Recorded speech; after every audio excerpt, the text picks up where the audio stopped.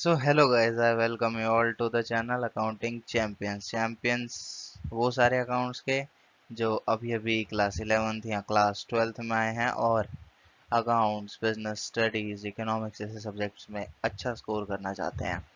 तो आज की इस वीडियो में हम लोग अपने chapter number 1 that is the theory of accounting का ही कंटिन्यूशन करेंगे।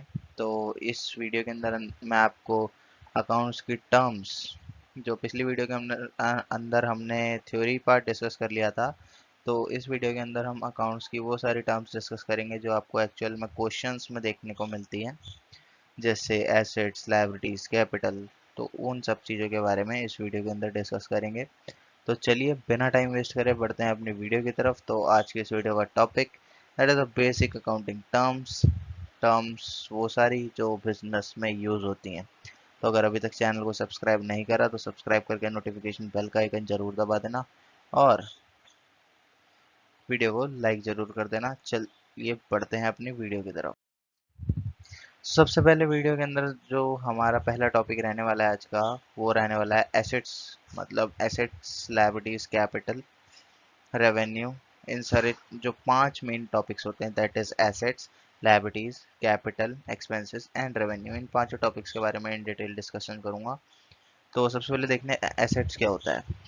तो देखो, सपोज करो कि तुम लोग कोई ऐसी बिजनेस एंटिटी चला रहे हो, जैसे कोई मैन्युफैक्चरिंग आप चला रहे हो जिसमें तुम चीज़ों का प्रोडक्शन करते हो। जैसे कि अब लॉकडाउन की सिचुएशन में मास्क की बहुत डिमांड थी, जिसकी वजह से लोगों ने मास्क का बिजनेस स्टार्ट करा था। तो बिजनेस स्टार्ट करने के लिए लोगों को दो चीज़ की रिक्वायरमेंट चाहिए थी। पहली चीज़ क्या थी? पहली चीज़, लोगों को सिलाई से रिलेटेड काम आना चाहिए। दूसरी रिक्वायरमेंट क्या थी? उनके पास प्रॉपर इक्विपमेंट्स होने चाहिए। तो एसेट्स क्या है? एक बिजनेस के लिए, एक फर्म के लिए या फिर एक कंपनी के लिए एसेट्स वो सारी चीज़ें हैं जो उसके प्रोडक्शन प्रोसेस में हेल्प करती हैं। तो ये टेंजेबल भी हो सकती हैं, इंटेंजिबल भी हो सकती हैं। अब क्वेश्चन ये उठता है कि इंटेंजिबल कैसे हो सकती है। तो अब देखो, जैसे कि गुच्ची हो गया, अरमानी हो गया, इन सभी ब्रांड्स के जो मास्क आए थे लॉकडाउन के टाइम पे, तो ये भी इनकी कंपनीज के एसेट्स हैं। जैसे अब देखो कि जैसे एक नॉर्मल पर्सन मास्क बना रहा है, वैसे ही गुच्ची अरमानी भी बना रहा है, बट क्योंकि गुच्ची अरमानी की मार्केट में वैल्यू है, मार्केट में गुडविल है, इस वजह से उसकी प्राइसेस हाई हैं और इवन दो हायर प्राइस पे भी लोग उसको परचेज करते हैं। तो ये किसकी वजह से? ये गुडविल की वजह से। तो गुडविल क्या हो गया? एक इंटेंजिबल एसेट हो गया, ठीक है। तो वही इसके डेफिनेशन में लिखा हुआ है कि टेंजिबल ऑब्जेक्ट्स और intangible rights owned by an enterprise and carry probable future benefit. तो जैसे अब देखो, कोई मान लो कि कोका कोला कंपनी है, कोका कोला कंपनी को बॉटल्स बनानी है अपनी प्रोडक्ट को उसमें डालने के लिए। तो कोका कोला कंपनी को जो प्रोडक्ट में बॉटल बनानी है, तो उस बॉटल से वो फ्यूचर बेनिफिट क्या कर सकता है? उस बॉटल्स में अपने जो लिक्विड डाल के बेच सकता है उसको, और उससे रेवेन्यू जनरेट कर सकता है। तो वही चीज़ हो गई एसेट। टेंजिबल ऑब्जेक्ट्स क्या है? वो सारी मशीन्स, लैंड हो गया, मशीन हो गया, बिल्डिंग हो गया, लेबर हो गया, ये सारे टेंजिबल ऑब्जेक्ट्स। या फिर इंटेंजिबल राइट्स। इंटेंजिबल राइट्स क्या है कि अब जैसे कि एप्पल है, तो हर कोई एप्पल वाले फीचर्स क्यों नहीं प्रोवाइड कर सकता? क्योंकि एक कॉपीराइट का बेसिकली इशू रहता है। तो कॉपीराइट का जो इशू रहता है वो इंटेंजिबल राइट्स होते हैं। एक कंपनी के पास इंटेंजिबल राइट्स होते हैं जो उसके अलावा और कोई कंपनी यूज़ नहीं कर सकती। तो टेंजिबल एसेट्स वो सारे एसेट्स जो प्लांट हो गया, मशीनरी हो गया, इक्विपमेंट्स हो गया, ये सारे।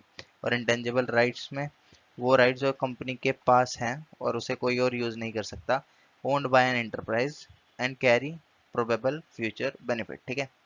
तो ये हो गया पूरी डेफिनेशन एसेट्स की। Now next is liabilities. Liabilities क्या है? कई बारी तुमने देखा होगा कि लोन लेते हैं बैंक से, तो लोग बोलते हैं कि मेरे ऊपर इसकी लायबिलिटी है, उसकी लायबिलिटी है। तो लायबिलिटीज का मतलब क्या है कि the financial obligation of an enterprise other than owner's fund. मतलब क्या है? जैसे देखो, मैंने अपना पैसा किसी बिजनेस में लगाया, तो ये मैं ओनर हूँ और मेरा जो पैसा लग रहा है वो ओनर्स फंड कहलाएगा।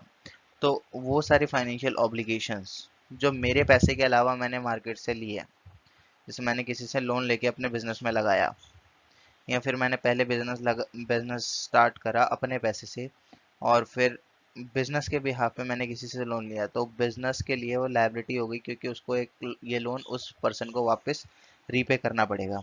तो ये हो जाता है लायबिलिटीज का केस। और थर्ड टॉपिक आता है कैपिटल। तो कैपिटल क्या है, जैसे अभी यहाँ पर ऊपर मैंने बताया ओनर्स फंड, मैं किसी कंपनी का या एंटरप्राइज का ओनर हूँ और मैंने अपना पैसा लगाया, तो वो ओनर्स फंड कहलाएगा। ओनर्स फंड का ही अगर सिंपल टर्म्स में बात करें तो वो कैपिटल कहलाई जाती है। लेकिन अगर इसके डेफिनेशन पार्ट देखूं तो generally refers to the amount invested in an enterprise by its owner, it is also called interest of the owner in the enterprise.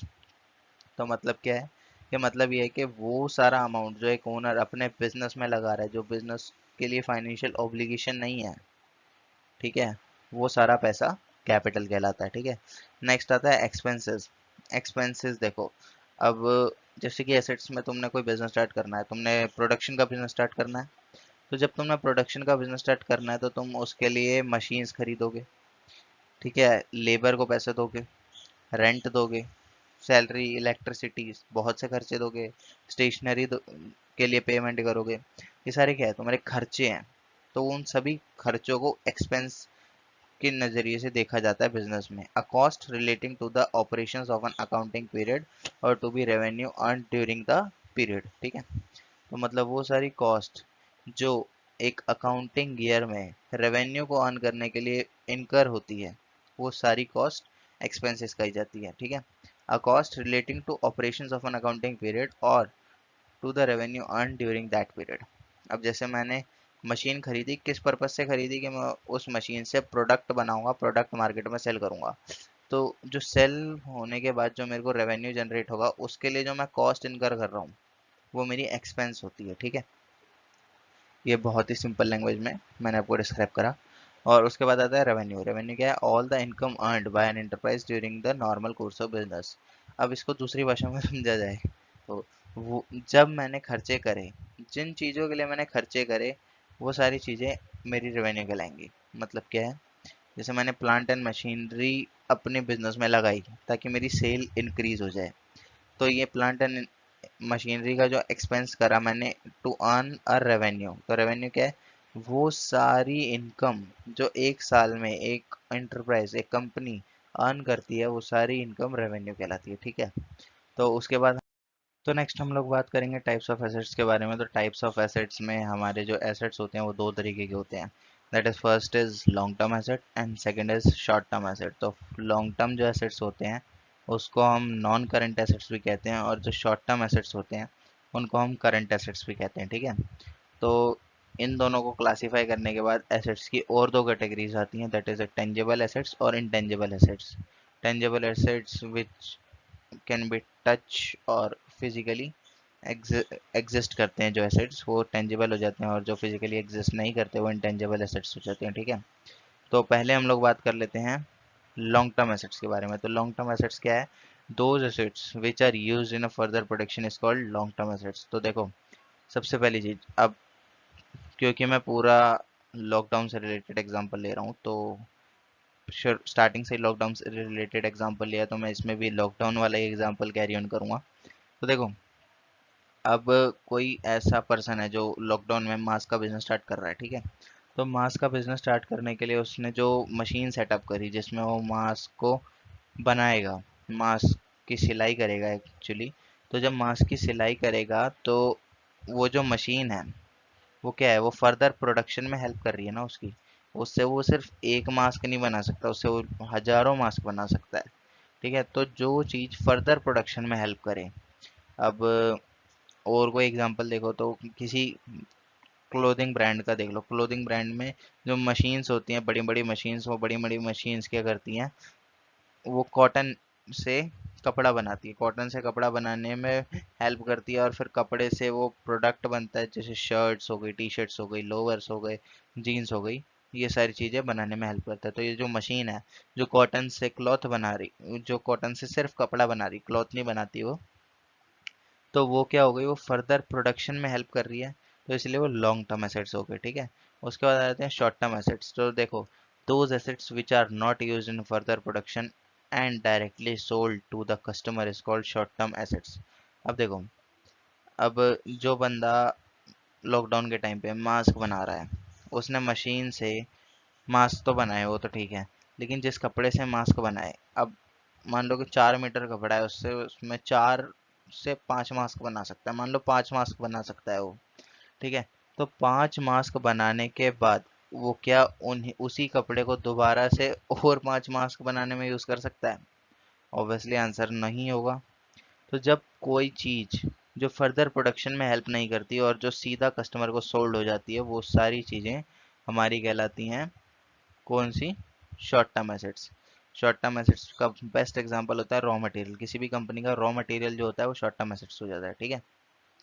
Next आपका टॉपिक आता है टाइप्स ऑफ एसेट्स। तो एसेट्स का ही दूसरा जो मैंने आपको बताया था, टेंजिबल और इनटेंजिबल एसेट्स। तो सबसे पहले देखते हैं टेंजिबल एसेट्स।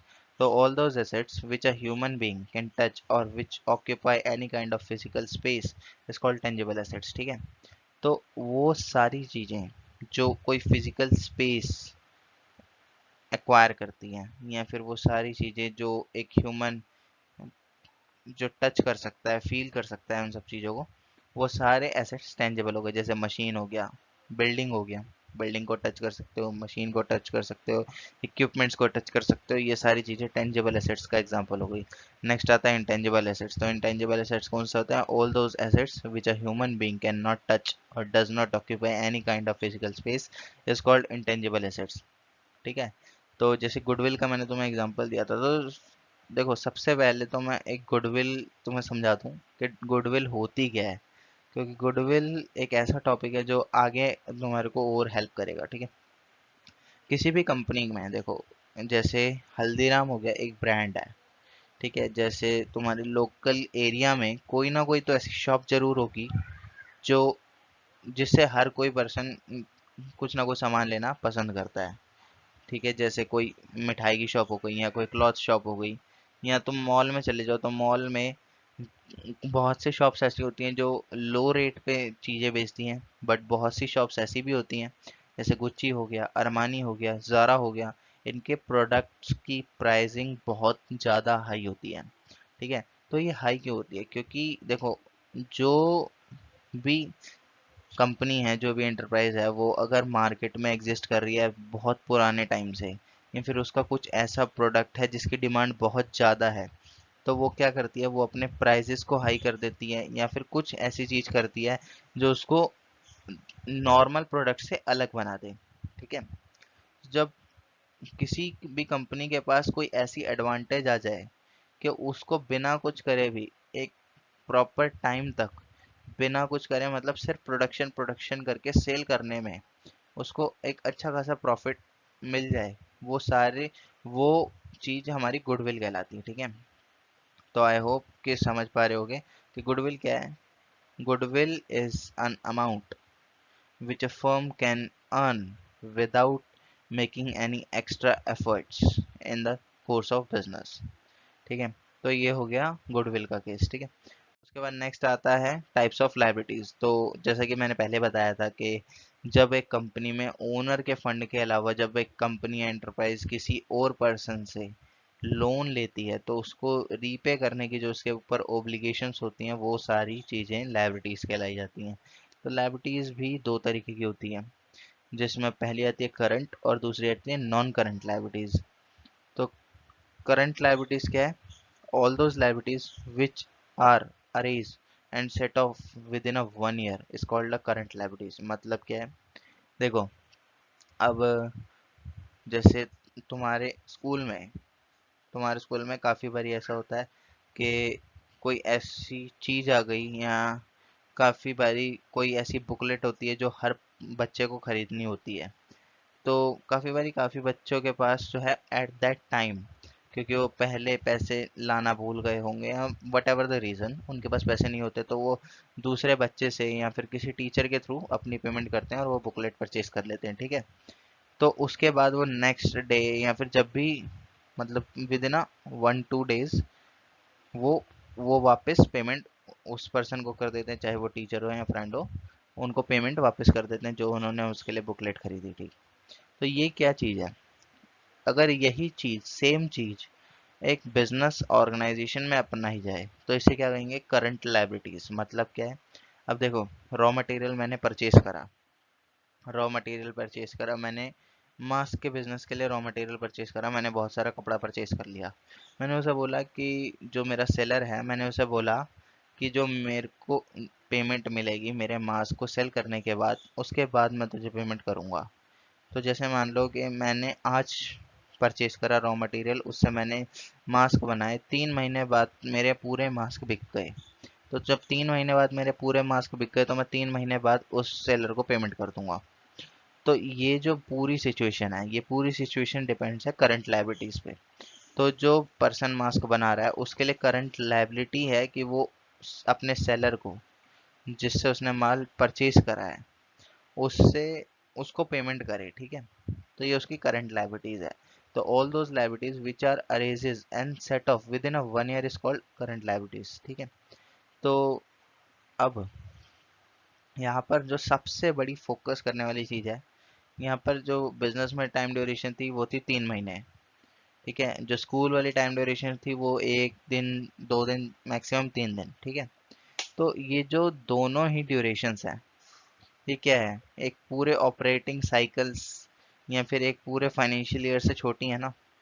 तो जब भी कोई लायबिलिटी एक बिजनेस ऑर्गेनाइजेशन सेट ऑफ करते विद इन अ 1 ईयर, तो वो चीज़ कहलाती है करंट लायबिलिटीज। और एक चीज़ यहाँ पर मैं और क्लियर कर दूँ, ये चीज़ वैसे 12th लेवल के बच्चों को सिखाई जाती है कि ऑपरेटिंग साइकिल क्या होता है। तो ऑपरेटिंग साइकिल मैं बता दूं कि एक बिजनेस जो है अपने अपनी पूरी लाइफ को छोटे छोटे पार्ट्स में डिवाइड कर देता है। तो जनरली बहुत से बिजनेस होते हैं जो 1 साल में डिवाइड करते हैं, हर साल वो अपनी अकाउंटिंग करते हैं। बहुत से होते हैं जो 6 मंथ्स में अकाउंटिंग करते हैं, बहुत से होते हैं 15 मंथ्स में अकाउंटिंग करते हैं। तो जो उनका ये अकाउंटिंग पीरियड टाइम है, जैसे काफ़ी का 15 महीने हो गया, किसी का 6 महीने हो गया, किसी का 4 महीने हो गया, किसी का 1 साल हो गया। तो ये पूरा जो साइकिल होता है इसी को ही ऑपरेटिंग साइकिल कहते हैं, ठीक है। तो करंट लायबिलिटीज आई होप समझ आ गया होगा कि वो सारी लायबिलिटीज जो एक एंटरप्राइज इनकर करती है और उसको सेट ऑफ कर देती है विद इन अ 1 ईयर, वो सारी लायबिलिटीज आपकी करंट लायबिलिटीज कहलाई जाती है, ठीक है। नेक्स्ट आता है non current liabilities. Non current liabilities कौन सी होती हैं? नॉन करंट लायबिलिटीज वो सारी लायबिलिटीज जो एक एंटरप्राइज इनकर करती है बट उसको सेट ऑफ करने का पीरियड 1 साल या ऑपरेटिंग साइकिल से ज़्यादा होता है, तो वो सारी लायबिलिटीज नॉन करंट लायबिलिटीज बन जाती हैं, ठीक है। All those liabilities which are not able to set off within a 1 year is called non current liabilities, ठीक है। तो अपने सो अब बढ़ते हैं अपने नेक्स्ट टॉपिक की तरफ, that is a capital, types of capital. तो कैपिटल कितने तरीके की होती है? देखो अगर इसकी डेफिनेशन पे बताऊं मैं, तो it can be differ from organisation to organisation. तो बड़ी ऑर्गेनाइजेशंस में capital is a form of shares. मतलब कहने का ये है कि देखो अगर सिंपल टर्म्स में मैं बताऊं कैपिटल क्या होता है, तो जो पैसा ओनर, बिजनेस का ओनर जो पैसा अपनी फर्म में या अपने बिजनेस में लगाता है, वो कैपिटल कहलाई जाती है, ठीक है। तो अब कैपिटल को अलग अलग ऑर्गेनाइजेशंस में अलग अलग नाम दे दिया जाता है। तो अलग अलग ऑर्गेनाइजेशन का मतलब ये नहीं है कि हर ऑर्गेनाइजेशन अपनी कैपिटल को अलग नाम देगी। ऑर्गेनाइजेशन का मतलब यहाँ पर ये है कि कुछ बड़ी ऑर्गेनाइजेशंस होती हैं जो लिस्टेड कंपनीज होती हैं, उसके अंदर जो कैपिटल का नाम होता है वो शेयर की फॉर्म्स में होता है। तो शेयर्स जो होते हैं वो वो एक ऐसा मान लो कि टूल होता है एक कंपनी का, जो कंपनी अपनी मार्केट में इशू करती है शेयर्स को, और जो जनरल पब्लिक होती है उन शेयर्स को सब्सक्राइब करती है, और जो जनरल पब्लिक से पैसा लेके बिजनेस को कैरी ऑन किया जाता है। तो वो in the form of shares भी कैपिटल लगाई जा सकती है। छोटे इंटरप्राइजेज में जो है, जैसे आपने देखा होगा कि काफ़ी सारे आपके लोकल एरियाज की मार्केट्स जो लगती हैं, जिसमें शॉप ओनर्स जो होते हैं वो सिर्फ अपना पैसा लगा करके या फिर एक दो लोग मिल करके अपना पैसा लगा करके अपने बिजनेस को रन करते हैं, तो वो होती है स्मॉल ओनर की अपनी कैपिटल। तो आई होप के टाइप्स ऑफ कैपिटल में आपको पता चल गया होगा कि देखो सबसे पहले तो कैपिटल का मतलब समझो। कैपिटल क्या है? Capital is a type of amount which is invested by the owner in his own business, ठीक है। जब कोई बंदा अपने अपने खुद के पैसे को एक बिजनेस में लगाता है तो वो हो जाता है कैपिटल। बट अगर किसी ऑर्गेनाइजेशन में, जो बहुत ही ज़्यादा बड़ी ऑर्गेनाइजेशन है जिसमें जनरल पब्लिक से पैसा लिया जाता है, तो वो शेयर्स के फॉर्म में कैपिटल हो जाती है। कोई छोटी ऑर्गेनाइजेशन है जो इसमें प्रोपराइटर अपना पैसा लगाता है तो वो कैपिटल ओन फंड के नाम से कैपिटल हो जाती है, तो वो लाइक दैट हो जाता है। उसके बाद नेक्स्ट जो टॉपिक आता है वो आता है टाइप्स ऑफ एक्सपेंसेस। तो एक्सपेंसेस में आते हैं एक रिकरिंग एक्सपेंसेस आते हैं, एक नॉन रिकरिंग एक्सपेंसेस आते हैं। तो जो रिकरिंग एक्सपेंसेस हैं वो all those expenses which are in recurring nature will recur every year. अब देखो, जैसे कि लॉकडाउन वाला एग्जांपल लिया था हमने कि लॉकडाउन में कोई मास्क का प्रोडक्शन करता है, तो बिजनेस करता है, मास्क का बिजनेस करता है, मास्क प्रोड्यूस करता है, उसको मार्केट में सेल करता है। अब ये देखो कि वो दिन रात मास्क बनाएगा, वो अपने साथ 4 लोग और रखेगा मास्क बनाने के लिए, ताकि उसका मैक्सिमम से मैक्सिमम प्रोडक्शन हो सके और वो ज़्यादा से ज़्यादा रेवेन्यू को जनरेट कर सके, ठीक है।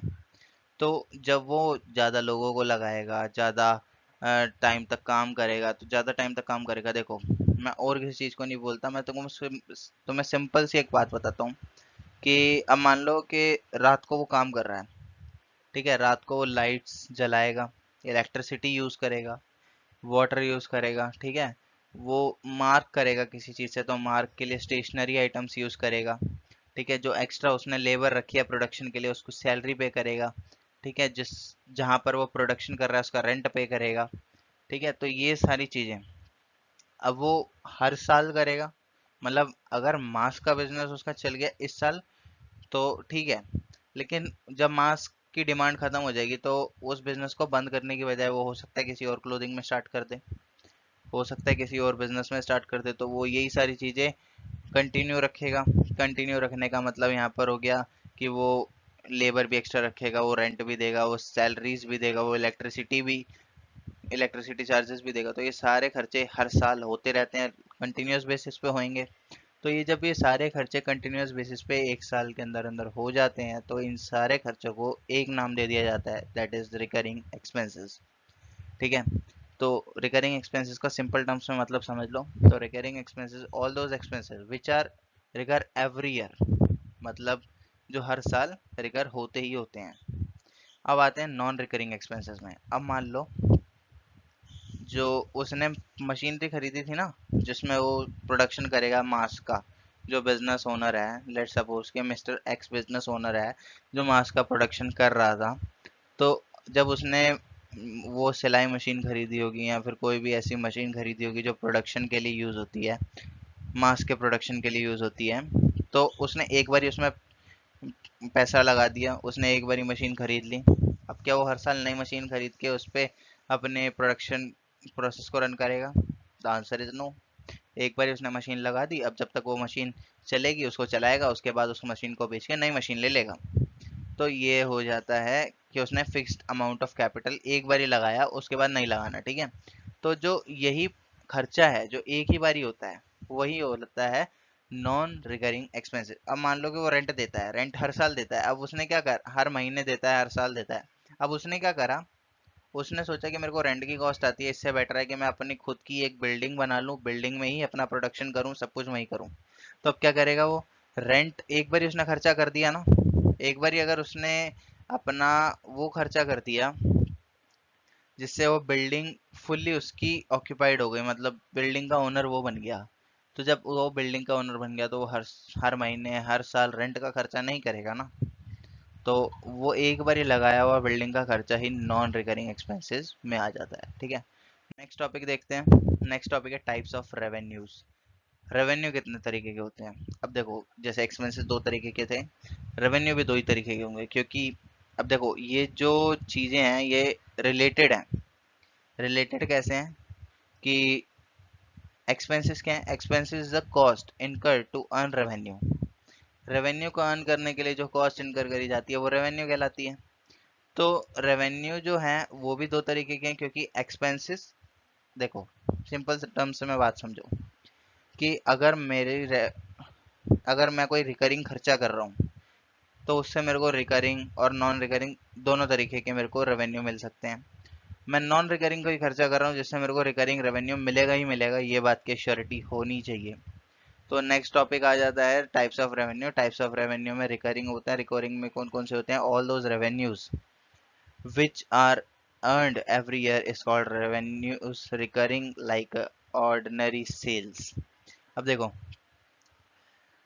प्रोडक्शन कर लिया सारे प्रोडक्ट्स का, उसको मार्केट में बेच रहे हैं, हर साल बेचेंगे, हर महीने बेचेंगे, हर दिन बेचेंगे, तो वो क्या हो गया? हमारा रिकरिंग हो गया, क्योंकि हमें उससे per day, per year, per month basis पे कुछ ना कुछ रेवेन्यू जनरेट हो रहा है। ठीक है। अब मान लो कि मैंने अपनी मशीन ही बेच दी जिसमें मैं प्रोडक्शन कर रहा हूँ, उससे मेरे को जो अर्न होगा, उससे मेरे को जो रेवेन्यू अर्न होगा, क्या वो मैं revenue per day, per month या पर ईयर बेसिस पे अर्न कर सकता हूँ? Obviously answer is no. क्योंकि देखो, सिंपल सी बात है, अगर मैं अपने उस इक्विपमेंट को ही बेच दूंगा जिससे मैं प्रोडक्शन कर रहा हूँ, तो मैं और तो प्रोडक्शन कर नहीं पाऊंगा, तो मैं अपने नॉर्मल जो मेरे प्रोडक्ट्स हैं उसको मैं सेल नहीं कर पाऊंगा। दूसरा चीज कि मेरे पास मशीन ही है क्या, तो मैं उसको सेल भी एक ही बारी कर सकता हूँ। जब एक ही बारी सेल कर सकूंगा तो एक ही बारी रेवेन्यू जनरेट होगा। ठीक है। तो आई होप रिकरिंग और नॉन रिकरिंग दोनों रेवेन्यू समझ में आ गए होंगे। नेक्स्ट टॉपिक आता है अकाउंटिंग टर्म्स। अकाउंटिंग टर्म्स, अब देखो अकाउंटिंग टर्म्स जो हैं वो एसेट्स, लायबिलिटीज, कैपिटल से अलग कुछ और टर्म्स होती हैं जिसे समझना जरूरी होता है। तो सबसे पहले देखते हैं एंटिटी क्या होती है। तो एंटिटी की अगर डेफिनेशन के बारे में मैं बात करूं, तो entity means a reality that has a definite individual existence. Business entity means a specifically identifiable business enterprises like a super bazaar, hire jewelers, ITC limited. An accounting system is always devised for a specific business entity, also called accounting entity। ठीक है। अब देखो, entity का मतलब क्या है? Entity, अब जब से तुमने कोई बिजनेस खोला ना, तो तुम तो उस बिजनेस को अपने नाम से, जो उसका बिजनेस का अपना नाम है, उस चीज से आइडेंटिफाई कर लोगे। बट जो एंटिटी है, वो बिजनेस की अपनी एक अलग पहचान होती है कि बिजनेस एक अलग सेपरेट एंटिटी है। देखो लॉ में एक टर्म होती है separate legal entity. Separate legal entity के अंदर में बताया जाता है कि जो एक बिजनेस इंटरप्राइज है वो अपने मालिक से अलग होती है। मतलब अगर कोई बिजनेस एंटरप्राइज अपना लोन अगर करता है तो उसके लिए उसका ओनर लायबल नहीं है। तो उस बिहाफ पे कह सकते हो कि एक बिजनेस एंटरप्राइज अपने नाम पे लोन ले सकती है, अपने नाम पे बैंक अकाउंट ओपन कर सकती है, अपने नाम पे क्रेडिटर जनरेट कर सकती है, डेटर जनरेट कर सकती है, और बिल्डिंग परचेज कर सकती है, मशीनरी परचेज कर सकती है, सब कुछ कर सकती है। ठीक है। बस उन चीजों को छोड़कर जो एक नेचुरल पर्सन, सिर्फ एक नेचुरल पर्सन कर सकता है। ठीक है। तो ये तो क्या एंटिटी का कंसेप्ट है कि entity means a reality that as a definite individual existence. तो इंडिविजुअल एग्जिस्टेंस है बिजनेस की, डिफाइनाइट है, जो उसे एंटिटी कहा जाता है। ठीक है। उसके बाद आ जाता है transaction, an event involving same values between two और मोर एंटिटीज। वो इवेंट जिसमें दो और दो से ज्यादा वैल्यूज एक एंटिटी की आ जाए। It can B a purchase of goods, receipt of money, payment to a creditor, incurring expenses, etc. It can be cash transaction और credit transaction। अब देखो, तुम लोग जाते हो शॉप पे, तुम लोग परचेज करते हो, कपड़े परचेज करते हो या फिर शूज परचेज करते हो, वॉचेस परचेज करते हो, तुम लोग पेमेंट करते हो, उनसे गुड्स ले लेते हो। ठीक है। तो यहाँ पर ये क्या है, पूरा प्रोसेस क्या है? ये एक ट्रांजैक्शन है, an event involving some values between two or more entities। तुम एक अलग एंटिटी हो, बिजनेस एक अलग एंटिटी है, और इन्वॉल्विंग सम वैल्यूज, वो जो तुम परचेज कर रहे हो, जैसे मान लो वॉच है, जी शॉक है, तो जी शॉक तुम परचेज कर रहे हो अगर, तो जी शॉक की एक अपनी वैल्यू है। तुम जो कैश उसके लिए दे रहे हो या जो भी पेमेंट कर रहे हो, जिस भी मोड में पेमेंट कर रहे हो, वो अगर उस पेमेंट की अपनी अलग वैल्यू है। तो जब वो इवेंट, जब दो या दो से ज्यादा एंटिटियां, when two or more entities have some value between, have involving some value between, तो ये हो जाता है हमारा ट्रांजैक्शन। तो it can be purchase of goods, receipt of money, payment to creditor, incurring expenses etcetera. It can be cash transaction और a credit transaction. ठीक है। उस तो हमारे इसी सीरीज में, that is a accounting term का जो नेक्स्ट पॉइंट आता है वो आता है सेल्स। तो sales are the total revenues from goods and services sold or provided to a customer. Sale may be cash sale or a credit sale.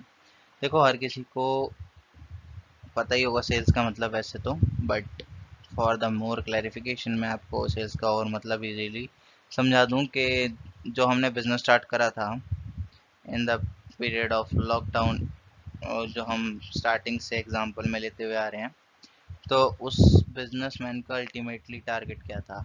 उसका ultimately target ये था कि अभी मार्केट में मास्क की ज़्यादा डिमांड है, तो अगर वो मास्क का प्रोडक्शन करेगा तो उसकी ज़्यादा सेल होगी जिससे वो ज़्यादा रेवेन्यू अर्न करेगा। ज़्यादा रेवेन्यू मतलब उसकी नेटवर्थ इंक्रीज होगी बिजनेस की। तो सेल का हर किसी का मतलब यही होता है कि जो आप प्रोडक्शन कर रहे हो उसको मार्केट में आप कस्टमर्स तक कैसे पहुंचाओगे, वो ही प्रोसेस सेल कहलाता है। ठीक है, नेक्स्ट पॉइंट आ जाता है रेवेन्यूज। तो रेवेन्यूज क्या है? These are the amounts of the business earned by selling its product और providing services to a customer called sales revenue. Other items of revenue common to many business are commission, interest, dividend, royalty, rent received, etc. Revenue is also called income. देखो, अब sales करनी थी उस बंदे ने जो mask का production कर रहा था। तो मास्क का प्रोडक्शन करके वो सेल्स करना चाहता था। सेल्स करने का एक्चुअल में उसका मकसद क्या था? सेल्स करने का एक्चुअल में उसका मकसद ये था कि वो सेल करके रेवेन्यू जनरेट कर सके। रेवेन्यू क्या है? देखो, अब मार्केट में अगर 100 रुपए का मास्क बिक रहा है, अब अगर 100 रुपए का मास्क बिक रहा है तो वो क्या चाहेगा? मैं 80 रुपए का मास्क बेचूं, बट मेरे को उससे रेवेन्यू आना चाहिए। तो अगर वो 80 रुपए का भी मास्क बेचता है तो जो वो 80 रुपए का टोटल अमाउंट है, जो उसकी कॉस्ट है पूरी सेलिंग प्राइस वाली, तो सेलिंग प्राइस का जो अमाउंट है वो रेवेन्यू कहलाएगा उस बिजनेस के लिए। ठीक है, उसके बाद नेक्स्ट टॉपिक जो आता है इसी सीरीज में वो आता है प्रॉफिट। अब देखो, उसने सेल करी मार्केट में, सेल के बदले में उसे कुछ पैसा मिला, जैसे कि मास्क का प्राइस 80 रुपये हमने सेट करा था, तो उसको 80 रुपये बाय वे ऑफ रेवेन्यू मिला। अब उसको कॉस्ट कितनी आ रही थी? लेट सपोज कि उसको कॉस्ट आ रही थी 40 रुपीज़।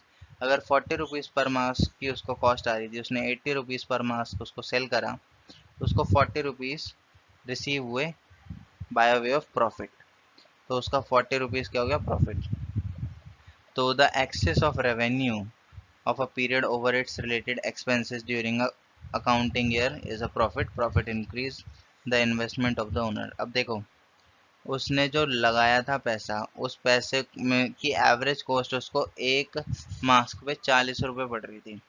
अब एक मास्क पे उसको एवरेज कॉस्ट अगर 40 रुपये पड़ रही है, तो वो एक मास्क को 80 रुपये में बेच रहा है। तो जब 80 रुपये में बेच रहा है तो उसको जो एक्सेस इनकम जनरेट हो रही है वही उसका प्रॉफिट होता है। तो प्रॉफिट क्या होता है? जो बिजनेस में इन्वेस्टमेंट को बढ़ा दे।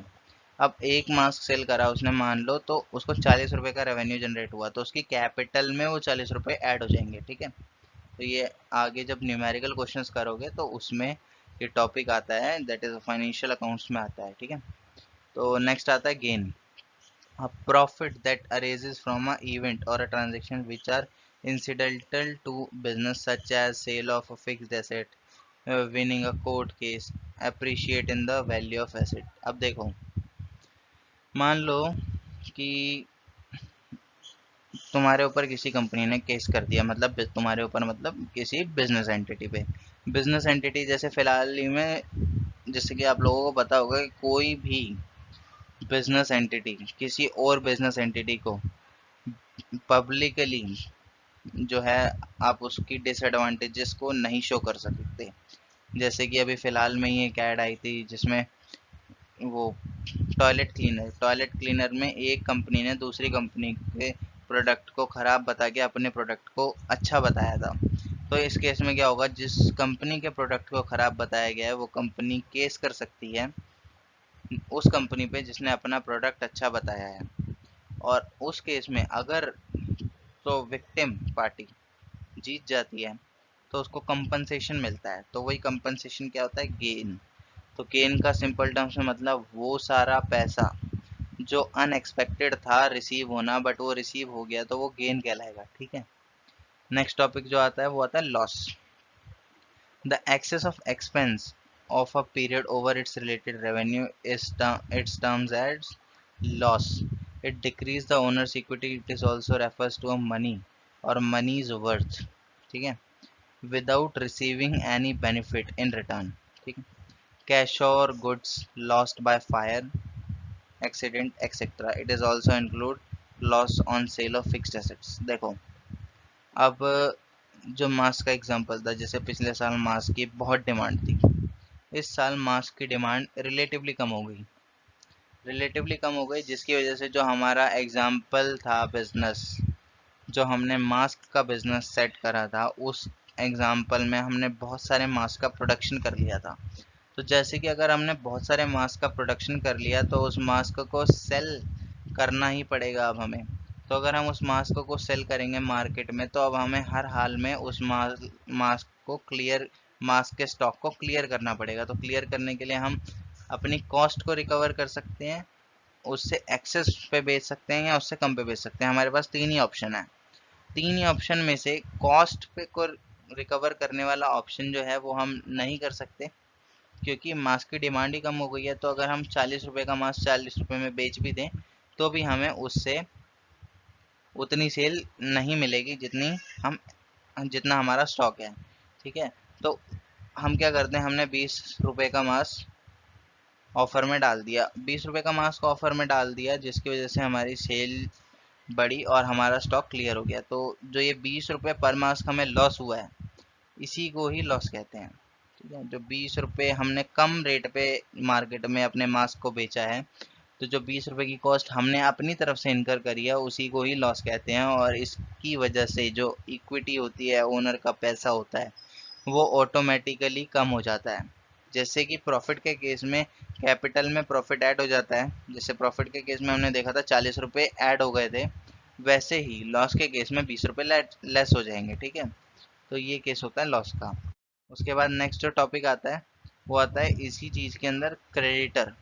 तो क्रेडिटर कौन से होते हैं? क्रेडिटर आर पर्सन और entities who have to be paid by the enterprise on an amount of providing the enterprise's goods and services on credit. The total amount standing to the favor of such person or entity on the closing date is shown in the balance sheet as a sundry creditors on the liability side. तो देखो, creditors कौन होते हैं? जैसे मैंने पहले बताया था कि अगर मैंने अपना पैसा लगाया और फिर बिजनेस एंटिटी ने किसी और पर्सन से कुछ पैसा उधार लिया, तो वो सारा पैसा जो है वो लायबिलिटीज के रूप में क्रेडिटर्स का पैसा है. तो वो क्रेडिटर्स कौन हो गए? जिनको हमने पैसा देना है अभी. तो देखो, मैंने कोई परचेज करी जो मेरे सेल से रिलेटेड है, जैसे मैंने किसी से रॉ मटेरियल परचेज कर लिया, या फिर मैं अगर रिटेलर हूँ तो मैंने किसी से होलसेल में परचेज कर लिया, उसके बाद मैं उसको रिटेल कर रहा हूँ, तो अभी तक मैंने होलसेलर को पेमेंट नहीं करी, तो ये सारे मेरे क्या बनेंगे? क्रेडिटर बनेंगे, ठीक है. उसके बाद आ जाता है डेटर्स. तो डेटर्स आर द पर्सन्स और other entities who owe to an enterprise an amount for buying goods and services on credit. The total amount standing against such person or entities on the closing date is shown in the balance sheet as a sundry debtors on the asset side. अब देखो, वो सारे लोग जिनसे मैंने purchase करी थी और जिनको मैंने अभी तक पेमेंट नहीं करी, अगर वो मेरे क्रेडिटर हैं, तो जिनको मैंने सेल करी और उन्होंने अभी तक मेरे को पेमेंट नहीं करी, मैं उनके लिए उनका क्रेडिटर हूँ, तो वो मेरे लिए क्या बनेंगे? मेरे डेटर बनेंगे. मतलब मेरे को उनसे पैसा लेना है, ठीक है. तो अगर मैं अपने सेलर के पॉइंट ऑफ व्यू से बात करूँ तो सेलर के लिए मैं कौन हूँ? डेटर. मेरे लिए सेलर कौन है? क्रेडिटर, ठीक है. अब मैं अपने बायर के पॉइंट ऑफ व्यू से बात करूँ तो मेरे लिए बायर कौन है? जिसने मेरा माल क्रेडिट पे परचेज करा है, वो मेरे लिए डेटर है. और मेरे बायर के लिए मैं कौन हूँ? मेरे बायर के लिए मैं हूँ क्रेडिटर. तो आई होप समझ में आया होगा. तो चलते हैं. सो आई होप आप लोगों को वीडियो अच्छा लगा होगा. तो थैंक्स फॉर वॉचिंग. और अगर अभी तक चैनल को सब्सक्राइब नहीं करा तो सब्सक्राइब करके नोटिफिकेशन बेल का आइकन जरूर दबा देना, वीडियो को लाइक कर देना और इस वीडियो को शेयर जरूर कर देना अपने दोस्तों के साथ जो अभी अभी क्लास 11th में आए हैं, और अपनी पढ़ाई अच्छे से करते रहना. और हाँ, इसी पूरी वीडियो के नोट्स PDF फॉर्मेट में नीचे डिस्क्रिप्शन पार्ट में टेलीग्राम चैनल का लिंक दे रखा है, उससे टेलीग्राम चैनल को ज्वाइन कर लेना। तो उसी चैनल पे आपको सारे पीडीएफ नोट्स मिल जाएंगे। उसके बाद नेक्स्ट आता है इंस्टाग्राम। तो अगर अभी तक इंस्टाग्राम पे फॉलो नहीं करा तो इंस्टाग्राम पे फॉलो कर लेना। नीचे डिस्क्रिप्शन पार्ट में लिंक दे दूंगा, उस पर आप मेरे को डीएम करके मैसेज करके अपनी क्वेरीज पूछ सकते हो और मैं उसे सॉल्व करके आपको रिप्लाई ज़रूर करूँगा। सो मिलते हैं नेक्स्ट वीडियो में, तब तक के लिए पढ़ते रहिए और लाइफ इंजॉय करते रहिए।